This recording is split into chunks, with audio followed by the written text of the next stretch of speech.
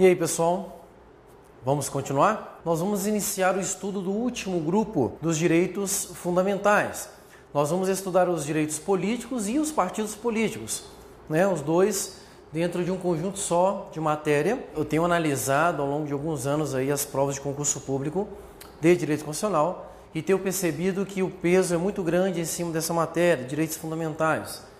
Geralmente cai bastante questões em prova. Mas agora vamos aí aos direitos políticos. Direitos políticos. Para se falar em direitos políticos no Brasil, eu preciso invocar o conceito de cidadania, porque cidadania e direitos políticos estão intimamente atrelados. Tendo em vista que cidadão é aquela pessoa que é titular dos direitos políticos. Então, direitos políticos são um rol de direitos que permitem aos cidadãos participarem da vontade política do Estado. Isso só ocorre no Brasil em razão do regime de governo adotado, que é o regime democrático. A democracia pressupõe a participação do povo na formação da vontade do Estado. Isso está previsto no parágrafo único do artigo 1º da Constituição Federal, que diz que todo o poder emana do povo, que o exerce por meio de representantes ou de forma direta ou diretamente nos termos da Constituição.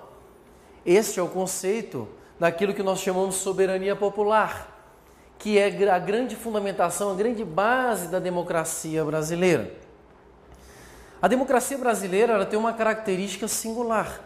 Ela tem uma natureza híbrida, tendo em vista que você pode participar desta democracia tanto de forma direta quanto de forma indireta. Nós veremos no artigo 14 da nossa Constituição Federal que a soberania popular no Brasil é exercida por meio do chamado sufrágio universal. E o que significa o sufrágio universal? Utilizando até as palavras do professor José Afonso da Silva, o sufrágio universal, ele é a possibilidade mais ampla de participação da vontade política. Você participa da vontade política do Estado, tanto de forma ativa, que seria votando e escolhendo os representantes, quanto de forma passiva, onde você também pode ser eleito, pode ser o representante. Isso constituiria o macro direito chamado de sufrágio universal. Tudo isso nós vamos analisar de forma mais minuciosa no decorrer da nossa matéria de direitos políticos. Mas eu quero ressaltar com vocês aqui uma questão muito interessante que costuma pegar muitos alunos desprevenidos na hora da prova. São 3 conceitos que se confundem e às vezes a gente não consegue visualizar a diferença. E eu quero chamar você aqui no quadro para que eu faça um pequeno desenho para registrar essas diferenças. E as diferenças são as seguintes. Nós temos um núcleo grande de pessoas dentro da sociedade. E este núcleo nós chamamos de população. Dentro da população, nós temos um núcleo um pouco menor. A este núcleo menor, nós chamamos de nacionais ou povo. E dentro deste núcleo menor, eu tenho outro grupo mais especial, mais específico, que são os chamados cidadãos. Eu quero trabalhar aqui com você a diferença destes termos. População não é a mesma coisa que povo, não é a mesma coisa que cidadão. Isso pode ser trabalhado na sua prova. Existem coisas que são privativas dos cidadãos e não pode ser estendida a qualquer do povo. Então, você tem que ter muito bem essa noção. Quem compõe o conceito de população, tendo em vista que o conceito de população é um conceito meramente demográfico, é um conceito utilizado muito nas ciências estatísticas para mensurar a quantidade de pessoas que estão em determinado local. Então, quando nós falamos em população brasileira, nós estamos nos referindo a todas as pessoas que estão no território nacional. Ou seja, brasileiros, qualquer brasileiro, estrangeiros e os chamados apátridas, se porventura existirem, aquelas pessoas que não têm pátria. No conceito de nacionais, quem entra no conceito de nacionais ou no conceito de povo? No conceito de povo nós temos os brasileiros, natos e naturalizados. Estes são os membros do conceito povo no Brasil. Já os cidadãos são aquelas pessoas que são titulares dos chamados direitos políticos. Então, nem todos do povo são cidadãos. Por isso que eu faço esse esqueminha aqui, para que você visualize bem. Nem todo brasileiro é um cidadão. Por exemplo, o meu filho tem 10 anos, ele é um brasileiro, ele faz parte do povo, mas ele não é um cidadão porque ele não possui direitos políticos. Ficou clara essa distinção? É uma distinção interessante que já apareceu em prova questões onde é necessário essa compreensão aqui. Beleza? Voltando então ao conteúdo dos direitos políticos, já avisei para vocês que a democracia brasileira ela é uma democracia participativa ou semidireta, tendo em vista que você pode participar tanto de forma direta quanto de forma indireta da vontade política do Estado. E o artigo 14 da Constituição Federal, ele traz um rol de formas diretas de exercício dos direitos políticos. De forma indireta é muito simples, ela se dá por meio de representantes. Então, quando eu escolho um representante para ser o presidente ou para ser um parlamentar, eu estou exercendo a minha vontade política, o meu direito político, de forma indireta. Eu escolho alguém que vai representar os meus interesses. Eu escolho alguém que vai fazer a minha vontade, caso eu estivesse lá, eu faria também. Então, o exercício indireto dos direitos políticos se dá por meio de representantes. Já o exercício direto dos direitos políticos é aquele onde o cidadão participa diretamente da vontade política do Estado. E o artigo 14 elenca 3 formas disso acontecer. Ele fala do chamado plebiscito, fala do referendo e fala também da iniciativa popular. Eu acrescento ainda a essa lista, e você pode acrescentar no seu material aí em casa, a chamada ação popular, que é um remédio constitucional de titularidade privativa dos cidadãos. Mas o que é um plebiscito, um referendo? O que é iniciativa popular? Tanto o plebiscito quanto o referendo são consultas populares destinadas à verificação junto ao povo para a tomada de algumas decisões. O plebiscito é uma consulta popular que ocorre antes da tomada de decisão. E o referendo é uma consulta popular que ocorre depois de tomada a decisão. Tanto o plebiscito quanto o referendo, o povo será consultado sobre aquela decisão. E a decisão do povo, o resultado dessa votação, será decisivo para a manutenção ou não daquela medida adotada pelo Estado. A título de exemplo, podemos relembrar do Estatuto do Desarmamento, que há alguns anos entrou em vigor no Brasil. E havia previsão expressa de um referendo para confirmar ou não a proibição de venda de armas no Brasil. Eu e muitos de vocês que estão nos assistindo agora pelo país devem ter participado deste referendo, onde nós podemos escolher se permanecia a proibição da venda de armas ou se permitia a venda de armas no Brasil. Lembrou agora? Pronto, aquilo foi um referendo. Foi um referendo porque ele ocorreu depois que a lei já proibia a venda de armas no Brasil. Mas pode ocorrer o chamado plebiscito, quando antes de o Estado tomar a medida, ele consulta o povo para saber o que o povo acha daquela medida. Beleza? Temos ainda a chamada iniciativa popular, que é uma das formas de iniciativa do processo legislativo ordinário existente no Brasil. O processo legislativo ordinário ele pode ser iniciado pelo povo, mais especificamente pelos cidadãos, porque só quem detém direitos políticos é que pode participar dessa iniciativa popular, que vai ser um projeto de lei proposto pelos cidadãos. Eu também já participei de um projeto de lei de iniciativa popular, que foi a própria lei de ficha limpa que nós temos hoje no Brasil, uma lei que surgiu da iniciativa popular. Ah, Daniel, como é que você participou? Você era parlamentar? Falei, não. A lei de iniciativa popular, a sua iniciativa começa com a assinatura dos cidadãos. E ela é promovida em pelo menos 5 estados da federação, representando 1% da população nacional, ou seja, do eleitorado nacional. E em cada estado da federação, você tem que ter pelo menos 0,3% do eleitorado representado naquele estado. Dessa forma, você consegue propor uma lei de iniciativa popular. Tranquilo? Ação popular, como nós já vimos, remédio constitucional destinado à fiscalização da atuação do poder público no Estado brasileiro. E aí, com essa explicação, nós podemos já compreender como que os direitos políticos de forma direta ou indireta podem ser exercidos no Brasil, representando aqui a chamada democracia direta e a democracia indireta. Tranquilo? A partir de agora, nós vamos adentrar mais especificamente na análise dos direitos políticos. E o primeiro conceito que eu quero trabalhar com vocês aqui diz respeito aos chamados direitos políticos positivos e os direitos políticos negativos. O que são direitos políticos positivos? Os direitos políticos positivos são formas de participação do cidadão na vontade política do Estado. São permissivos constitucionais. Por meio dos direitos políticos positivos, um cidadão pode participar tanto de forma ativa quanto de forma passiva na vontade política do Estado.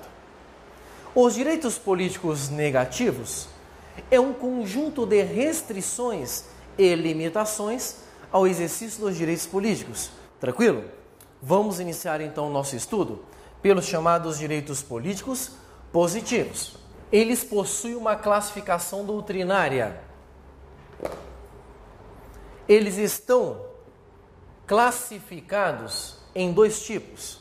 Nós temos, dentro dos direitos políticos positivos, o exercício por meio da chamada capacidade eleitoral ativa e a chamada capacidade eleitoral passiva. O que é a capacidade eleitoral ativa? É a capacidade que eu tenho de participar ativamente da vontade política do Estado.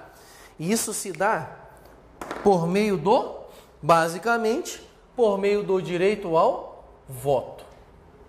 Então, quando eu voto, eu participo ativamente da vontade política do Estado. O direito ao voto, ele pressupõe a existência do chamado alistamento eleitoral. Significa dizer que só pode votar no Brasil quem já tiver se alistado eleitoralmente falando. E o que significa isso, Daniel? Alistamento eleitoral é a retirada do título de eleitor, basicamente. Então, se você tem um título de eleitor, você já se alistou na Justiça Eleitoral. Logo, você preenche um dos pressupostos para o exercício do direito ao voto.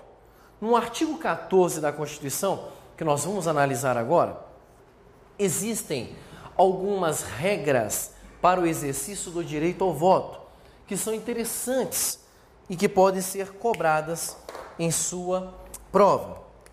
E o que é relevante nós sabermos aqui sobre o direito ao voto?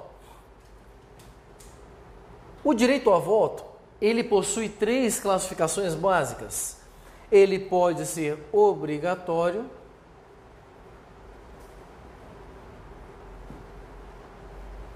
ele pode ser facultativo,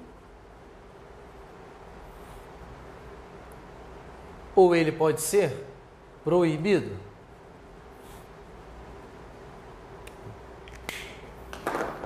O voto obrigatório é para os maiores de 18 anos.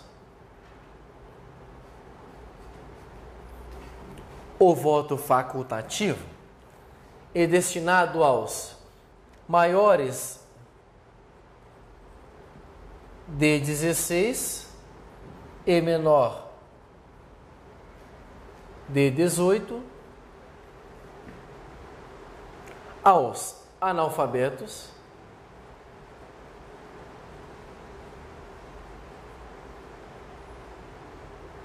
e aos maiores de 70 anos.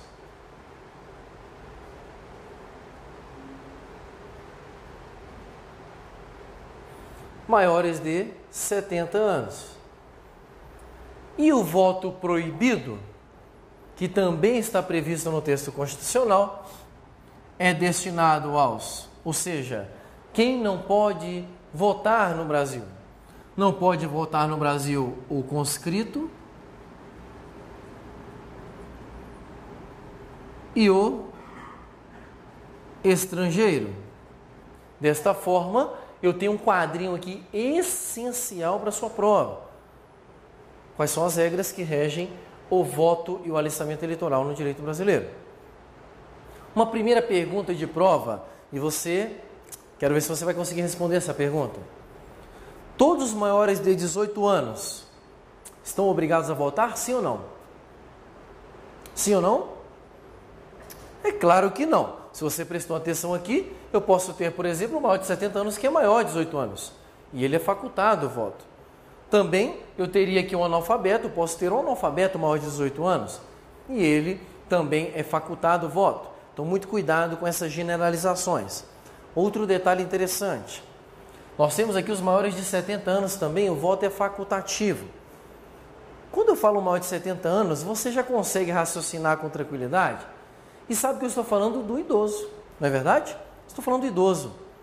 Só que idoso no Brasil, se nós analisarmos, existem várias faixas etárias que podem ser encaradas como faixa etária de idoso. E mais, se você começar a analisar várias legislações, nós temos várias formas de caracterização do direito do idoso. Olha só, aqui o idoso está facultado o voto 70 anos de idade. Mas se você for ver nos direitos sociais, por exemplo, o transporte gratuito para o idoso é a partir dos 65. E assim por diante. Então, muito cuidado para você não confundir esta idade do idoso. Ele pode na tua prova jogar 60, 65 ou 70, tudo é a mesma coisa, tudo é idoso. Mas você não pode esquecer que o voto é facultado apenas aos maiores de 70 anos. Tranquilo? Muito cuidado com essa questão. O voto é proibido para estrangeiro e conscrito. Quem é o estrangeiro? Estrangeiro é aquele que não é brasileiro. Muito bom. E quem que é o conscrito? Conscrito é aquela pessoa que está no chamado serviço militar obrigatório inicial. Isso mesmo. Talvez até alguns bisonhos que estão por aí espalhados pelo Brasil assistindo nossa aula agora, estão doidos para sair desse período do serviço militar, não aguenta mais e está estudando. Parabéns, continue assim. O conscrito, que é aquele cara que está nesse período de serviço militar obrigatório, ele está proibido de votar, segundo o texto constitucional. Então, dessa forma, eu completo aqui o meu quadrinho, que constitui informações muito interessantes para a sua prova. Só mais um detalhe que você não pode esquecer. A Constituição chama este voto proibido, ou seja, a pessoa que está proibida de votar, de inalistável. E você tem que ter muito cuidado com essa palavra, inalistável. Inalistável é aquela pessoa que não pode se alistar, ou que não pode votar. Tranquilo? Guarde essa palavra, daqui a pouco ela vai ser interessante para você. Vamos ver as regras agora da chamada capacidade eleitoral passiva.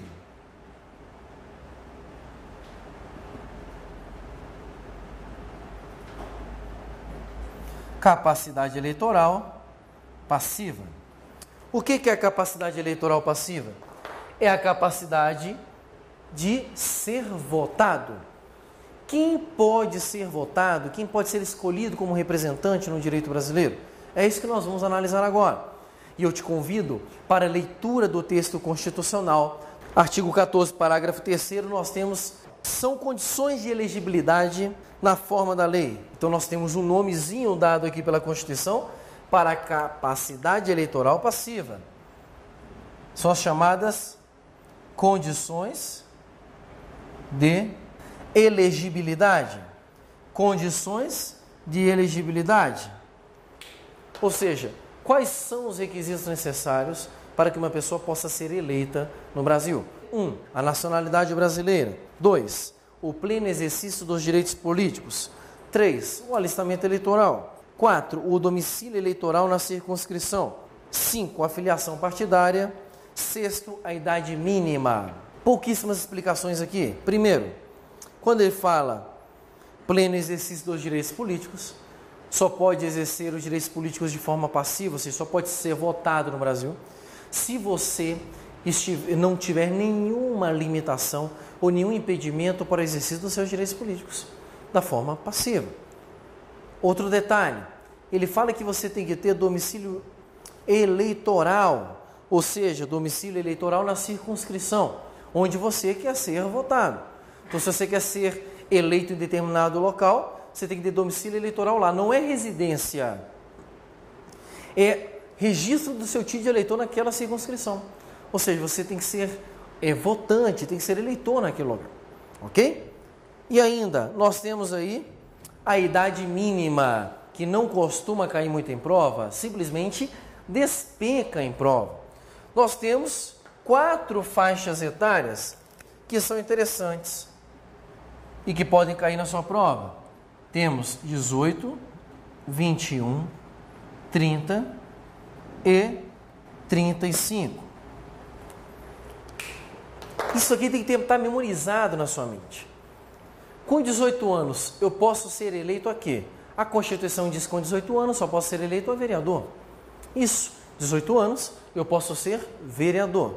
Aos 21, eu posso ser deputado. E qualquer deputado, deputado estadual, deputado distrital, deputado federal.